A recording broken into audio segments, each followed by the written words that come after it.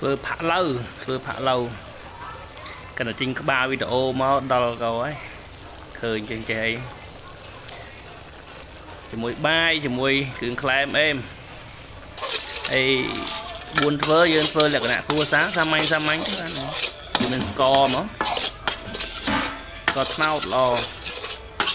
ស្ករត្នោតហ្នឹងយើងដាក់ផ្ទះដាក់អីចឹងមក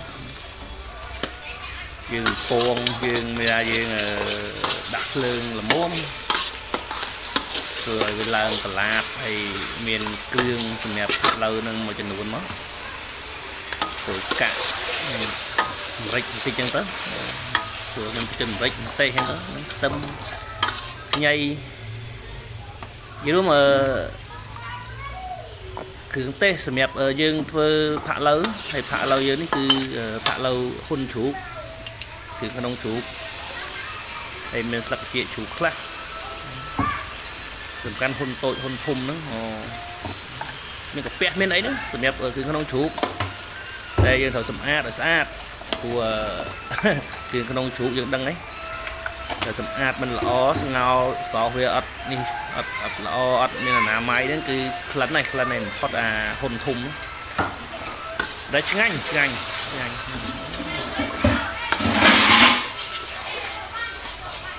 យើងធ្វើរូបអញ្ចឹងហ្នឹងហីធ្វើឲ្យចេញកលាតឡើងក្រហមមកកុំឲ្យខ្លោចណាបាទហើយអញ្ចឹងហើយយើងដាក់ហ៊ុនជ្រូកក៏ដូចជាជ្រូករបស់យើងចូលមកហើយយើងកូរត្រឡប់វាចុះវាឡើងទៅឲ្យវាសមគ្រឿងជាមួយនឹងគ្នាចូលគ្រឿងចូលជាតិរបស់យើង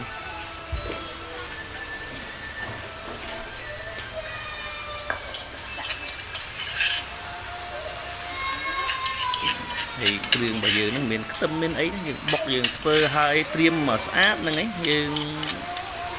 ដាក់យើងលាយវាចូលហ្នឹងទៅចេកមានត្រីធ្វើអែមទៅកាក់ខ្ញុំចូលចិត្តរៀងម្រេចបន្តិចផាក់លើដាក់ម្រេចបន្តិចខ្ញុំចូលចិត្តរៀងហឹរបន្តិចដាក់ម្រេចដាក់ម្ទេសចូលបន្តិចចង់ខ្លាយបាទចង់ខ្លាយហើយដាក់ឲ្យយើងគ្របវាឲ្យវាចូលជាតិពុះហ្នឹងទៅឥឡូវនេះអូចិត្តឆ្អិនហើយឆ្អិនក្បាលវីដេអូហ្នឹងគឺឆ្អិនមើលទៅទំនងក្រហមឆ្អិនឆ្អៅតែសំខាន់យើងពងខ្លោចស្ករគឺយើងមើលមែនតើអញ្ចឹងទេតែខ្លោចខ្លាំងគឺចប់ហើយស្ងៀមអរគុណបាទអរគុណមក